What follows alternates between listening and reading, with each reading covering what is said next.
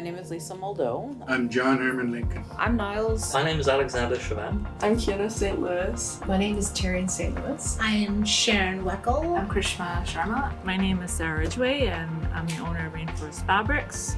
My name is Karen Buchanan. I'm the Executive Director of Changemakers Education Society. I'm a multimedia artist working for Changemakers right now. I'm a rescue specialist with Canadian Coast Guard. I've been serving for over 31 years now.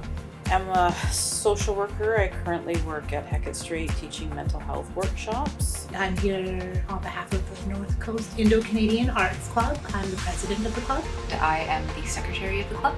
I actually work at a fish plant, but I do a lot of crafting from home. I have a background in community development, specifically community development through the arts.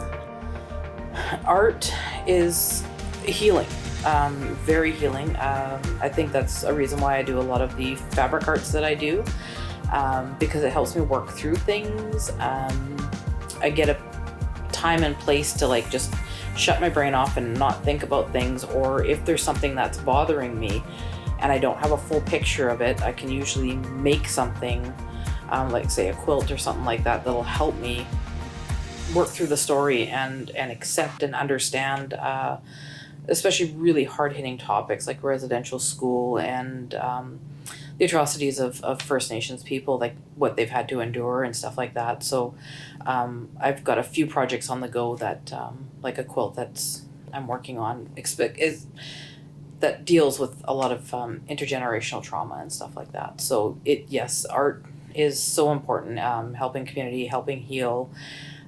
It's, and artists in so many different mediums as well. So it's all dependent on what you do. I can't paint a lick, but I can stitch a scene, so. Throughout all human history, as far as we have it recorded in oral and mythology, music, art, and poetry have been pretty much the biggest sources of change. In modern history, we normally consider it politics or ideology, but how those are spread is by art and everything. I could go into quite a long spiel on this about the Cold War, but I think we should avoid that. I at peace when I'm doing my art, no matter what it is, painting, carving, or making moccasins, and it's helped me come to grips with a bad past and bad choices that I've made myself, but it's definitely a good influence, I think. There's so much science and everything else too in art, like mixing paints and different colors or taking photos and trying to get the right lighting or doing videos or animation, right? Like art can really increase a lot of other opportunities for children. Art is it's the uncredited backbone of change and society even. It's something that a lot of people will push to the side, but when you think about it, it's in our magazines, our newspapers, it's everything that we're consuming on our daily, and it's not only that, but it's a way for one to express themselves. I think art is essential to contribute to positive change. Art is a way that we communicate sometimes beyond words. Art is a little glimpse into people's spirit or soul, what gives them joy and purpose. And I think celebrating the art and people's creativity is an essential part of creating a healthy community. You get to learn so much from a community, in a sense it's family, but it's the family you get to choose. For me, community it's a oneness. It's I can almost say a family. It's a unit.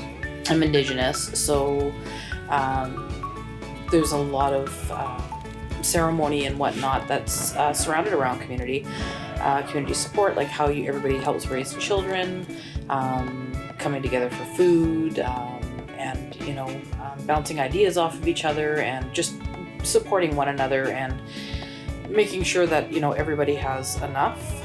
I think it's kind of like a shared self-image. Like in Prince Rupert, people think they're Rupertites. whether they're born here or they come here. A community, I love when we can come together and celebrate each other's successes. But a community is also there in the difficult times, right? And I think it's important that there is that kind of like holistic embrace from community, that it's there to support you when you're struggling, and it's there to cheer you on when you're doing great. My mom started teaching dance when I was about 8 or 9 because she wanted us to learn about our culture, and it was a great way for her to showcase it to us and then also to the community. I continued on with it now because I want the community to take as much joy in it as I do, and I want my children to see it also. For me, it gave me an opportunity to connect with my culture and sort of meet people within the Indo-Canadian community that I may have not otherwise interacted with.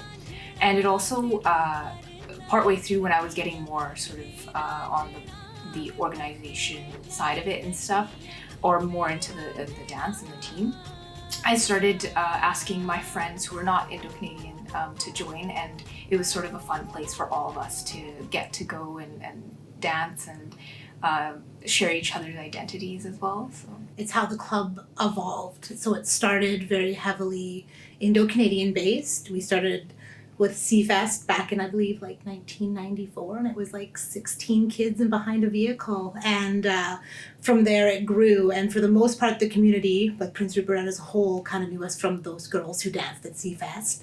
And then as we grew as a club and we built everything, it became more inclusive. Everybody, anybody, please join us. We want to teach everybody about our culture. And for us, dance is a really big way to do it and express ourselves.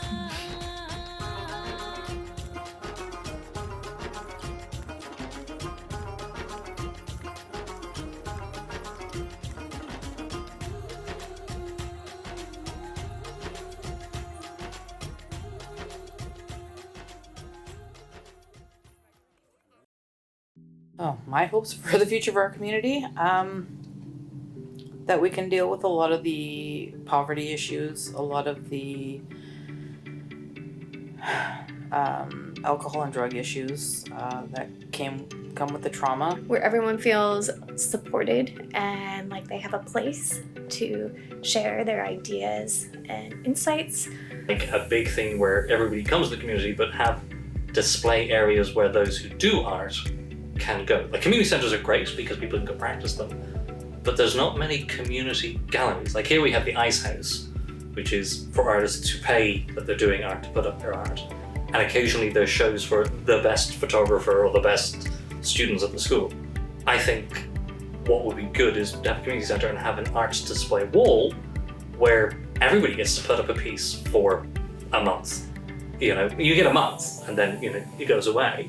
And yeah, I think that would be a great way to inspire people, even quietly put something up, not make a big hullabaloo, but put it up, you know, and just show themselves to others.